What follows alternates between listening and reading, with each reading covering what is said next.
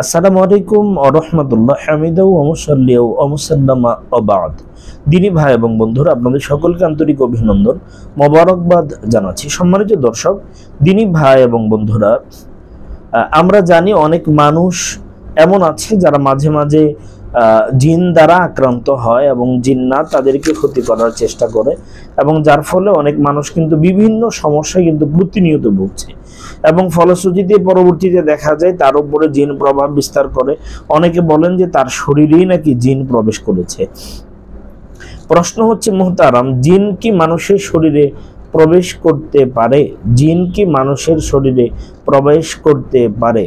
জবাবে আমরা বলবো, জিনদের মধ্যে যারা শয়তান তারা মানুষের শরীরে প্রবেশ করতে পারে। রাসূলুল্লাহ সাল্লাল্লাহু আলাইহি ওয়াসাল্লাম বলেন, তোমরা সেই মহিলার কাছে প্রবেশ করো না যার স্বামী অনুপস্থিত রয়েছে, কারণ তোমাদের যে কারো মধ্যে শয়তান প্রবেশ করতে পারে রক্তনালীতে রক্ত প্রবাহিত হওয়ার ন্যায়। গুরুত্বপূর্ণ একটা বিষয়। অন্য বর্ণনায় আসছে, রাসূলুল্লাহ সাল্লাল্লাহু আলাইহি ওয়াসাল্লাম বলেছেন, শয়তান মানুষের মধ্যে পৌঁছে রক্তনালীতে রক্ত পৌঁছার মতো। সহিহ বুখারী মুসলিমের বর্ণনা আসছে, শয়তান মানুষের মাঝে পৌঁছে রক্তনালীতে রক্ত পৌঁছার মতো। অতএব জিন মানুষের শরীরে প্রবেশ করতে পারে, দুষ্ট জিন, খারাপ জিন।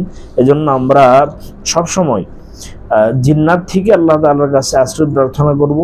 সকাল সন্ধ্যায় যে আমল বেশি বেশি করব সেটা হচ্ছে সূরাতুল ইখলাস 3 বার, সূরাতুল ফালাক 3 বার, সূরাতুন নাস 3 বার করে আমরা বেশি বেশি পরিমাণে, অধিক পরিমাণে আমরা এই আমলগুলা করব, এবং আমলের মাধ্যমে আমরা নিজেদেরকে জিন্নাতের যাবতীয় প্রভাব থেকে আল্লাহ যেন মুক্ত রাখেন। এজন্য আমরা বেশি বেশি দোয়া করতে থাকবো। আল্লাহ আমাদের বোঝা আমলের তৌফিক দিন। আমিন। আসসালামু আলাইকুম।